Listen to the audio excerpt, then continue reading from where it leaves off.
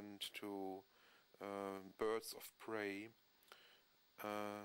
so that when they ate humans, these bones have been scattered, and that must have been a kind of cult for feeding natural gods and goddesses.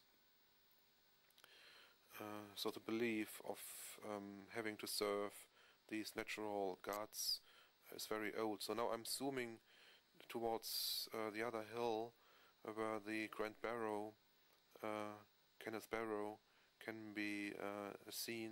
There are the stones again, people on top of the grave too. So that is actually within the line of sight of this sanctuary. But the sanctuary itself, it's really older than the Grand Barrow. It was a place for worship for millennia, as we know today. So a very significant place, and we can wonder why it was actually built here. There are some explanations. Down the slope of this hill, where this sanctuary we now walk along has stood, there is one of the oldest Neolithic Stone Age dwellings we can find. That's down at the river in the valley, and this sanctuary was simply on top of that. So this Stone Age dwelling is actually much older than the Neolithic settlements that in the end created Avebury. And we know that this sanctuary was at the so-called Ridgeway, which was a trading way and passageway for hunters throughout many millennia. It was simply there where people passed by, and also had this trading post. And this is where they were heading for. This Ridgeway went through a valley, which we overview here. It's the valley of the so-called Sarsden stones. And the Sarsden stones, they grew out of the ground, like the ones we can see here. They are somehow covered by bushes in the foreground, but everywhere you see these stones coming out of the ground, and the whole area was like that. Here are very nice examples of these stones.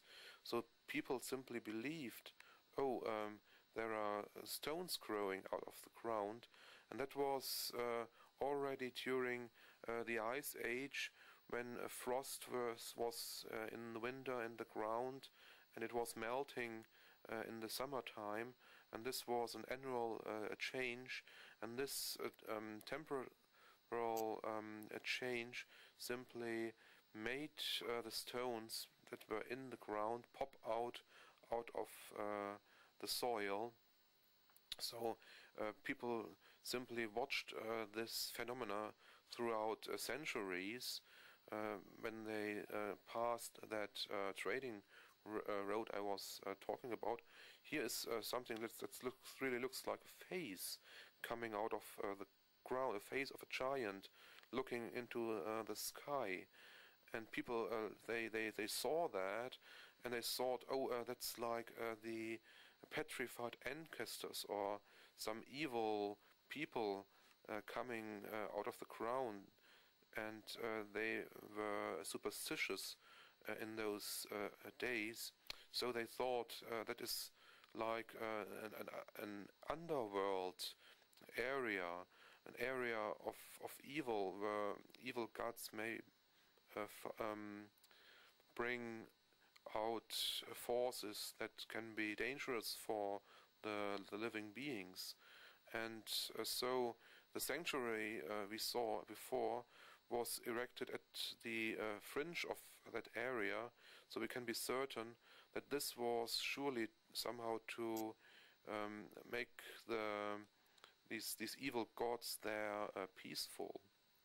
And also this Sarstenstone area was the area where they retrieved these stones from the ground to build the stone cycles. So the Sarsten stones in the stone cycles are these stones, and we can imagine that somehow these early Neolithic people, they singled out specific stones from all these valleys around here, which they considered to be maybe gods of their ancestors, or protective gods, or even powerful evil gods that could use their powers to protect them. And here we see another valley of all these growing stones, and this valley is the only one that has survived. The area around was cleared by these stones, because in medieval times people they destroyed the stones to make building material from these stones. And the Sarsten is actually a silicate stone. So millions of years ago there was a desert in this area, where simply the sand was melting. It flocked together, building these stones, and the whole crust was then scratched and smashed by the heat in this desert. So that's how these stones emerged. And later on, when the climate was much colder and the ice age set in, this was simply covered by mud and other materials, building this fertile ground. And later on, in human times, they started growing out of the ground.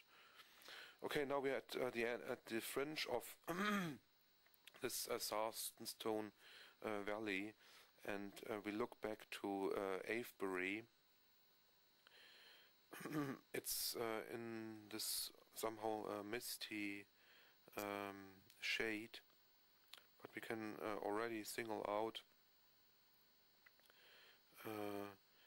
the rampart of the Avebury stone cycle, and there are actually one of the stones to be seen in the foreground.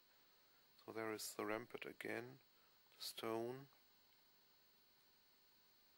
the buildings of the village to the right,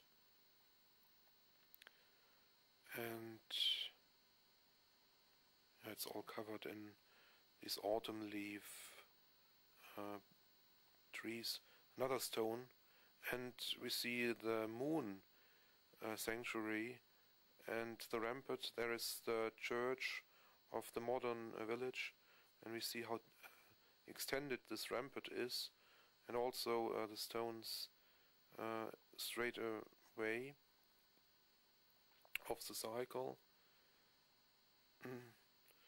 So it was a very large rampart town, which also shows how large the community also was in 2200 BC.